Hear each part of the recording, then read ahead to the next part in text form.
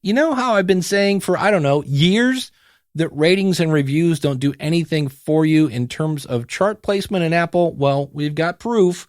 We've also got something that we learned on a podcast. We're going to talk a little audio levels because that ties into the main topic today, which is dynamic content. What is it? Who offers it? And how you can use it, as well as the pros and the cons. Hit it, ladies. The School of Podcasting with Dave Jackson. Podcasting since 2005. I am your award-winning Hall of Fame podcast coach, Dave Jackson. Thanking you so much for tuning in. If you're new to the show, this is why I help you plan, launch, and grow your podcast. Everything we talk about today, you'll be able to find out at schoolofpodcasting.com/823. And as I record this, it is Easter. Hope you had a great time with your family, if that's a thing you do. Also, I want to apologize to all my friends across the pond who have been listening to a bunch of Americans complain about taxes for the past episode. But hey, let's do what podcasters do best and obsess over stats. I wanted to update you. I have been saying this for years, but it's nice that Apple finally came out and said, no, here's the deal.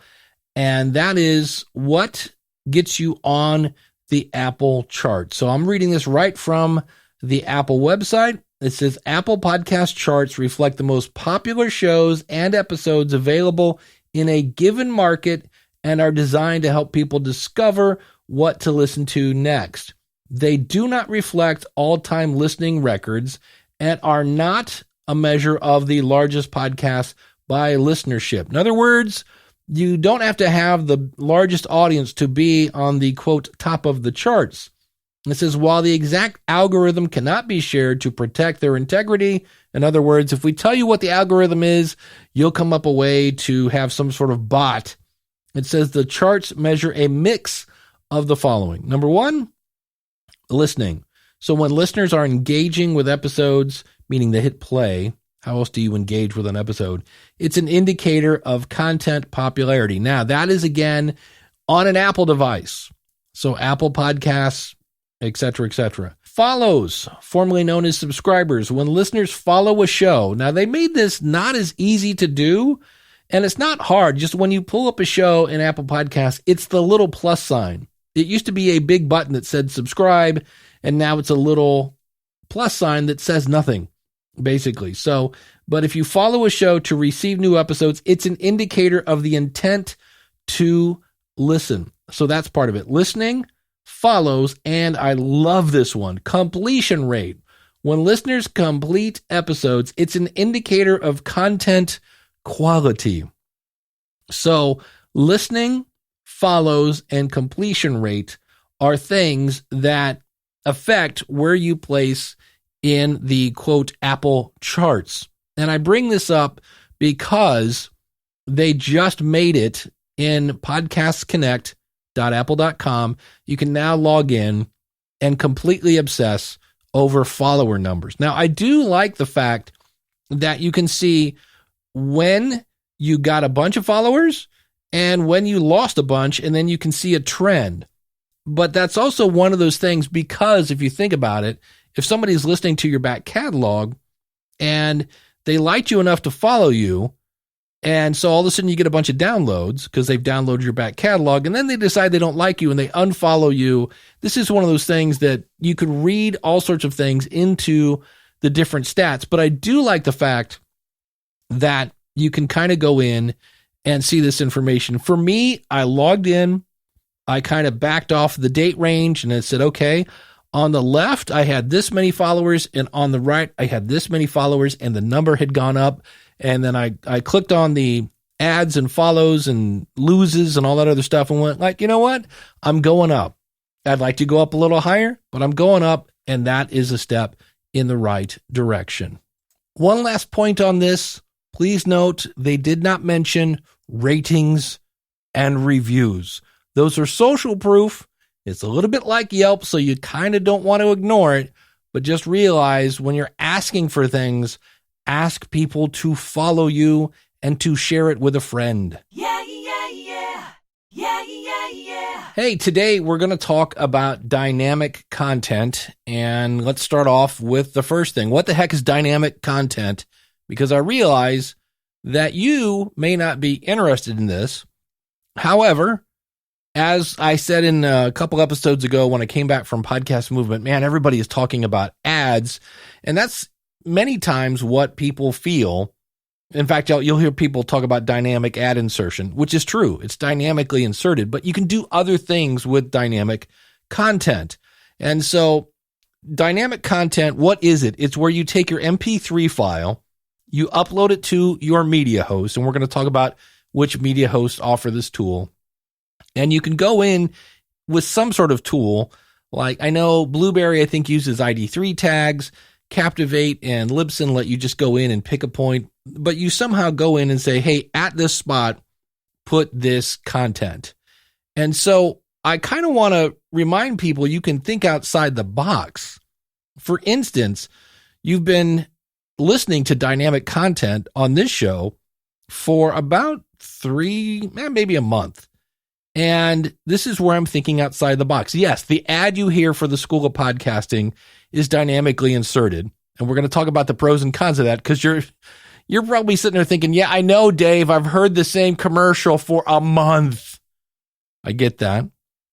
But there are other things that you can use dynamically. So anything that is time sensitive, you can dynamically update. So for example, the question of the month, when you hear me talk about it, and by the way, you better get yours in because the deadline is this Friday as I record this. But here's the fun thing. The question of the month, it used to be, if you go back and listen to something from last year and you hear me talk about the question of the month, guess what? You missed it because the deadline was sometime in 2021. Well, now I'm putting the question of the month as a dynamic element. So if you listen, let's say you hear this episode right now that I'm recording in April, and now it's July, you will hear me talk about the July question of the month in an episode that was released in April. It's dynamic. Comedians do this with dynamic ads, but it makes sense where they will say, hey, I'm going to be at the Chuckle Hut in Poughkeepsie, right? Because it doesn't make any sense to promote a gig that's already happened. So anything that's dynamic. And so that's one thing that I'm doing. And then the other thing that is somewhat dynamic is you will hear the segment where it's me and the plane, and it's, hey, here's where I'm going to be. Now, the reason I love that segment is I want you to know if I'm in your neighborhood because I want to meet you. But it doesn't make any sense for you in April of 2022 to hear about how I was in Podcast Movement Evolutions a month ago. That's worthless, right? It's like, okay, so what am I doing? So those are two examples of things that are somewhat time-based that I'm now doing dynamically. So it doesn't just have to be ads. Anything that's time-based, you can now insert dynamically. So who is doing this? Well, there are different shapes and sizes, as always, in podcasting. The answer is, it depends. So, for example, this is a somewhat newer media host, RSS.com, but you have to have 10,000 downloads a day. Okay, so that's kind of meant for a network.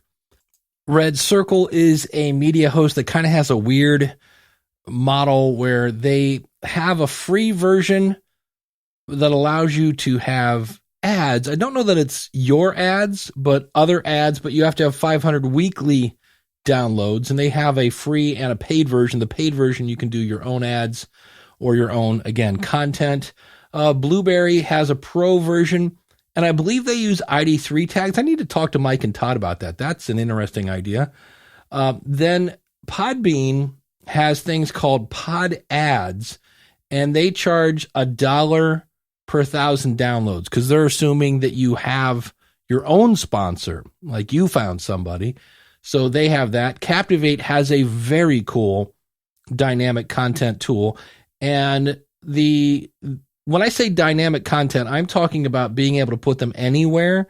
Buzzsprout has the ability to put dynamic content at the front and end of the episode. And then Libsyn has Libsyn Pro, and that not only does dynamic content, but it also does geo-targeting. So if you don't want to have your stamps.com ad show up in Australia, you can do that. And if you're interested in dynamic content with Libsyn, email Rob Walsh, rob@libsyn.com. Full disclosure, I work for Libsyn, but this is one of those cases where I just list facts. So I kind of try to keep the opinion out of it. So what are the pros and cons to this? And first of all, let's say this. You don't have to use this. Yes, it's a tool, and sometimes it turns into the shiny iPod. You're like, ooh, that one's gold. I'm like, yeah, it doesn't really, if you're not doing anything that's majorly time-based or anything like that, this probably, doesn't apply to you. But what are the pros of it? Well, no more outdated time-based content. And again, if you think about it, I've been doing time-based content for 16 years, right? This is my 17th year. So if you go back through my back catalog, you're going to hear a bunch of outdated stuff when I talk about, hey, here's where I'm going to be. And it does, a pro again, is the ability to sell your back catalog. And then if you could put up a giant asterisk.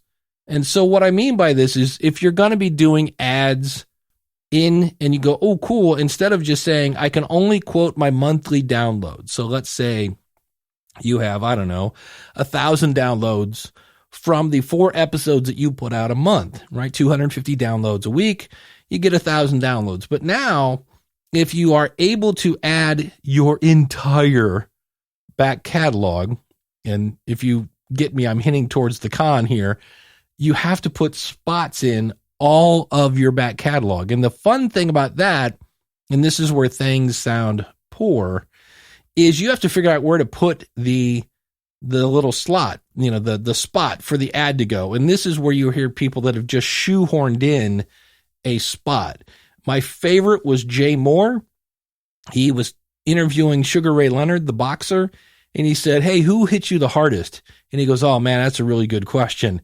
And then as he went to answer it, it was like 15 minutes will save you 15. I was like, oh, you got to be kidding me. It was the worst placed ad ever.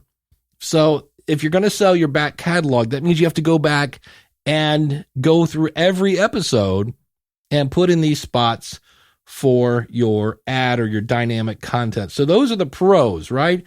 No more outdated content and the ability, asterisks, to sell your whole back catalog. Now, the cons are you really need to pay attention to audio levels, output at, a certain LUFS level. And I also found this really cool plugin that I love, and it's from Waves. It's called WLM Plus, and there's a setting there from Mike Russell from Music Radio Creative. And if you've ever wondered where the ladies came from at the beginning of the show that sing, that's from Music Radio Creative. Check out my affiliate link, schoolofpodcasting.com/MRC. Links in the show notes at schoolofpodcasting.com/823. But he has a setting, it's podcast loudness and limiter.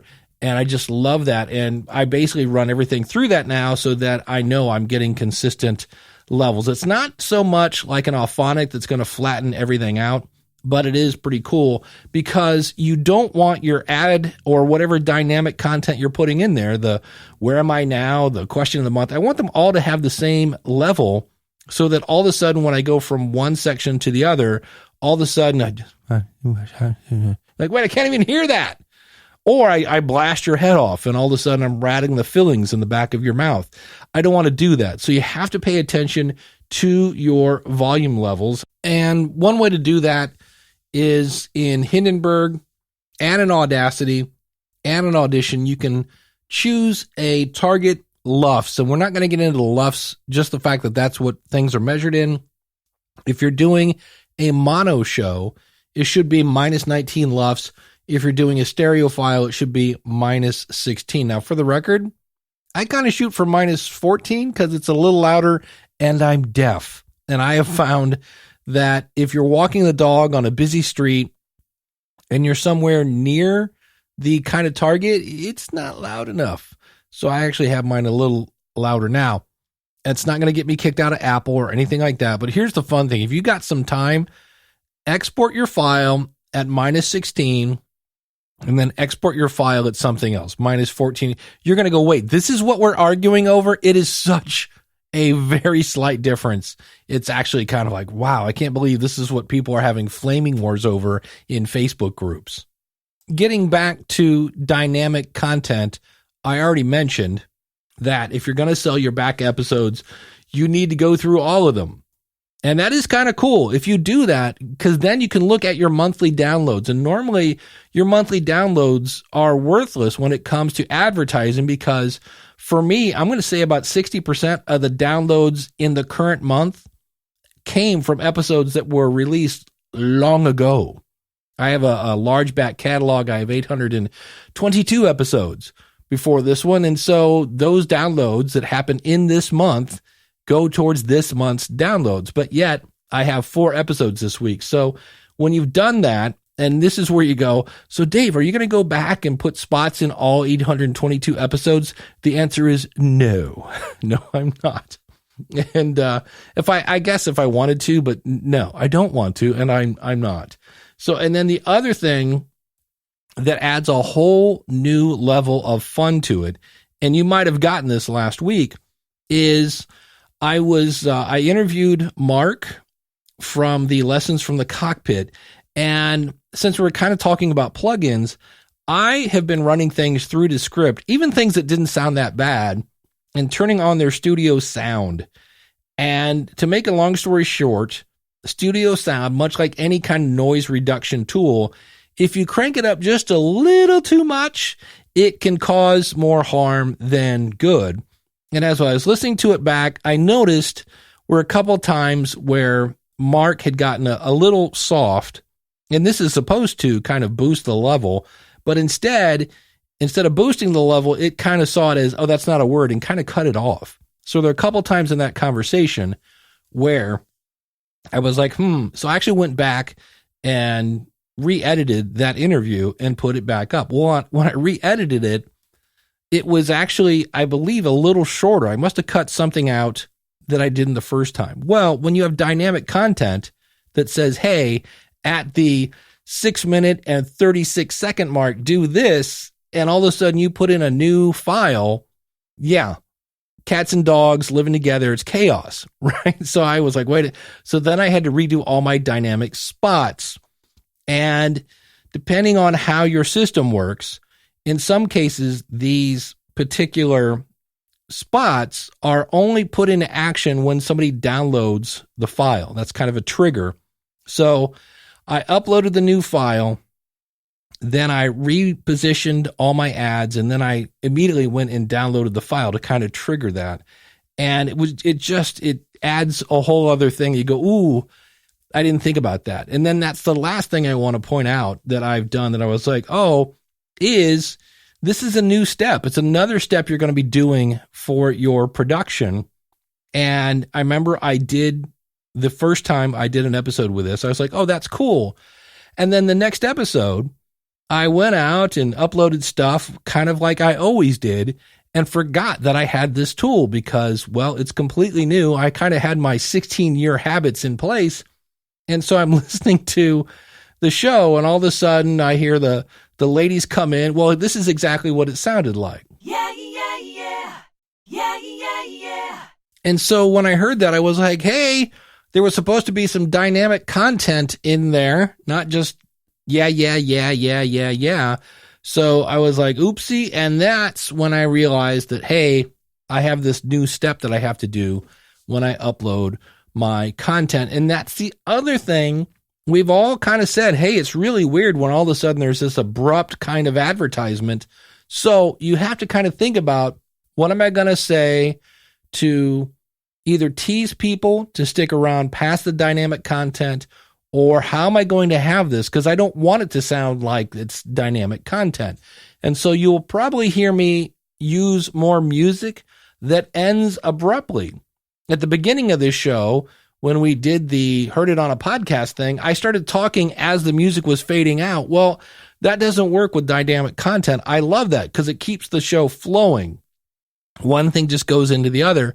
But if you're doing dynamic content, I need something to stop so the next thing can start, and then that needs to end, and et cetera, et cetera. So it's just another thing you have to kind of think about and realize that when you hit record, that they just came back from some sort of dynamic content. So you have to kind of think a little bit about that, to do a little planning and to make it smooth. Because the other thing that I'm worried about is, I've mentioned how, hey, you can use this for things that aren't ads, but you can also then be careful, because you'll end up making your show so complex to produce that you'll end up going, this is too much work.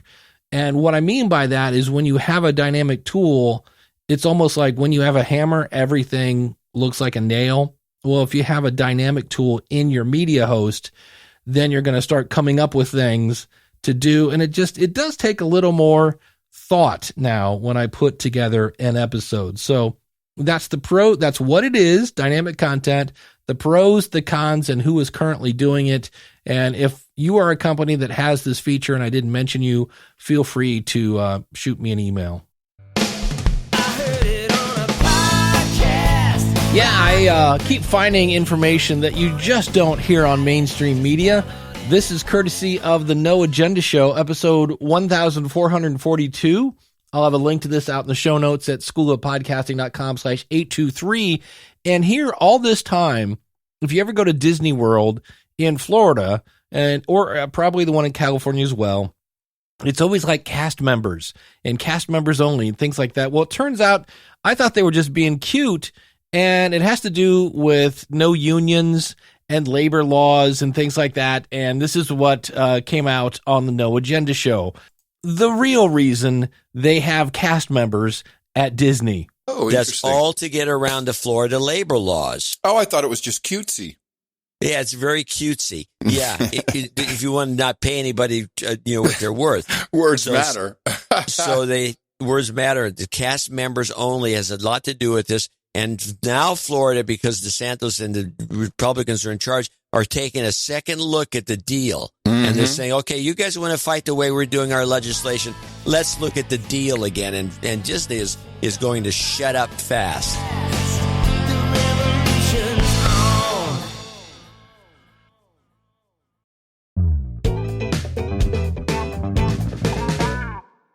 The other thing I wanted to mention, as we're talking about dynamic, and dynamic does mean ads, there are companies that will find you sponsors.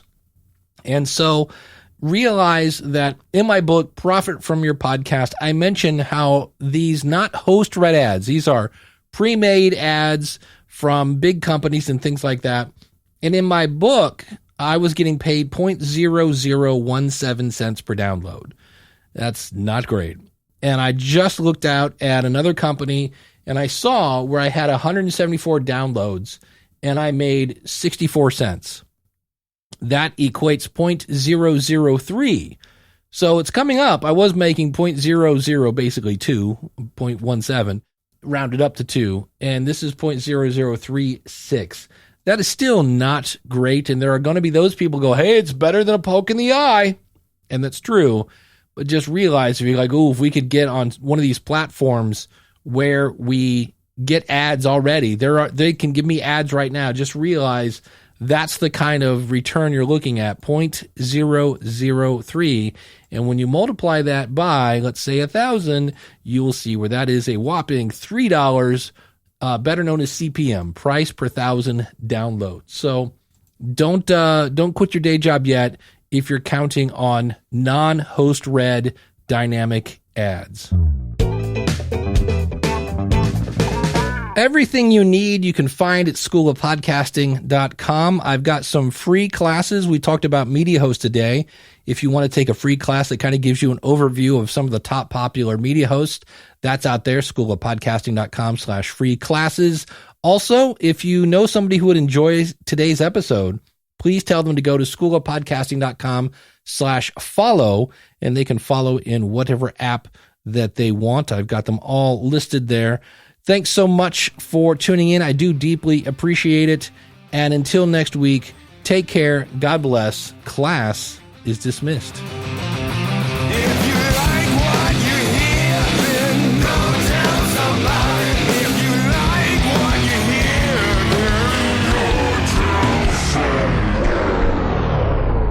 schoolofpodcasting.com/contact. Again, everything you need, just go out to schoolofpodcasting.com because I just realized I gave you about 14 calls to action.